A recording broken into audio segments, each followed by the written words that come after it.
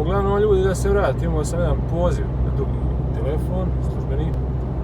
To vam je ta zaobilazna cesta koja zaobilazi Žovnicu i znači sa Varde se doslovno nakačite na ovo ili iz Kobilovače ili iz Čitluka ako idete. I evo ga ograničenje 70, ok, ja vozim 80, 90, ograničenje 70, neki stoje pokraj puta, dobro, neki, evo ga neki biciklista, rasteže se, šta li već radi, šta ja znam, ja to ne radim kad vozim bicikl.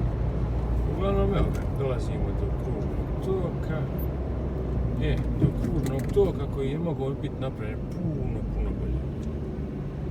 Puno bolje. Znači ova prva desna traka se odvaja za Mostar. Ja sad moram ući u kružni tok da bi išao za Široki Brijeg. Ali mi nije jasno što nisu napravili. Evo vidite tu desno, evo pravo, ovo. Što tu da nisu napravili po ovoj staroj cesti da se izlijeće gore i živio.